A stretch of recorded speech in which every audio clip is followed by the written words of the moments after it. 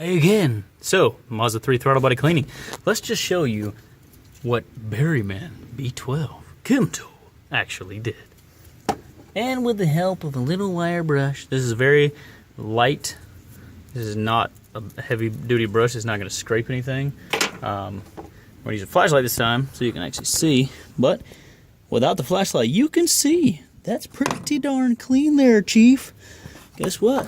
Look at the front. Front is pretty as well. Look at that. Look at how clean and pristine that baby really is. Look at that. Look at that. Can y'all see that, folks? Can you see how clean that thing is? Throttle intake manifold. So also I noticed that your EGR port, I don't know what y'all can see. Oh, this is ridiculous.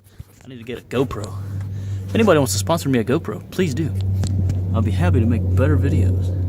Anyway, so your intake manifold inlet here, you see that pipe on the right, or maybe you're left in the video?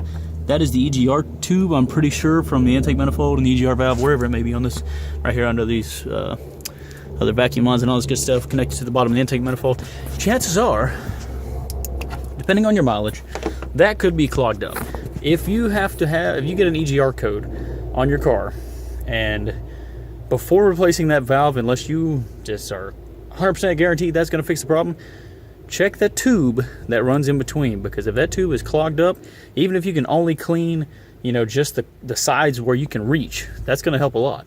What you can do is use a coat hanger. Once you got the EGR valve and all this other crap over here, all this stuff out of your way, EGR valve's under there, I'm sure, connected to the side of the head.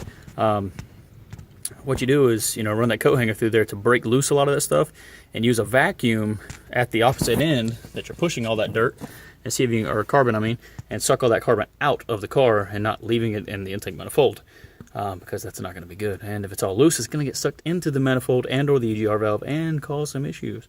So now we're going to put this brand new O-ring on here, just like so.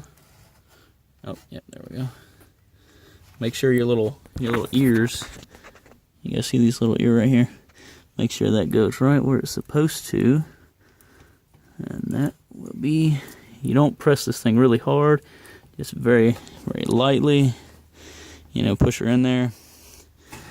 And we are ready to go back on. And guess what you got?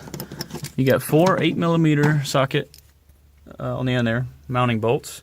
All the same length, so no worries that you're not going to mess anything up there. Let's go ahead and start these babies by hand. Make 100% sure you don't have any wires, or any harness adapters or anything behind. I did not break the coolant hoses loose. You do not need to do that unless you just want to go put it on a bench vise or something and, work harder than you have to, I reckon. Chances are it's not going to be as clogged up as enough to, have to have that kind of, aggression. Anyway, so yeah, I'm going to pop this baby back on, and, we're going to do this cycle. I actually have to go to work now, so I'm going to do the running cycle tomorrow, and just let it run. And I will make another part 3 video of this. I still haven't figured out how to put all these videos together yet, because I do this on my cell phone. But if anybody's got any free classes they want to teach me, or just show me how to do it, maybe email or something like that would be great. footballman24@hotmail.com. Put in as the description so I don't throw it away in the junk email. Please have a title where I can recognize this is actually not junk mail, and just say YouTube video help or something like that. I would appreciate it. So 2007 Mazda 3, I believe it goes up to maybe 2010 and a little lesser models, maybe 2004.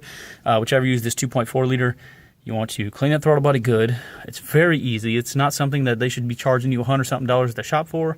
If you got anybody that's half decent with mechanics or mechanically inclined at all, you can do this. This is going to cost you about $4. It's a 20-ounce can. It should be plenty enough for this job. If you want to do a tune-up, that's pretty quick too. It's only 4 plugs, 4 bolts on the top of the coil packs. Pop those babies out. You don't even have to unplug them. Put new spark plugs in there. Make sure you torque them properly. Do not break them. Do not use magnetic sockets on your plugs. That's a very silly idea, because you're dealing with porcelain. If you break it, guess what? That's going to be a big problem. But anyway, that's all for now. I'm about to run out of data time on my video. Peace.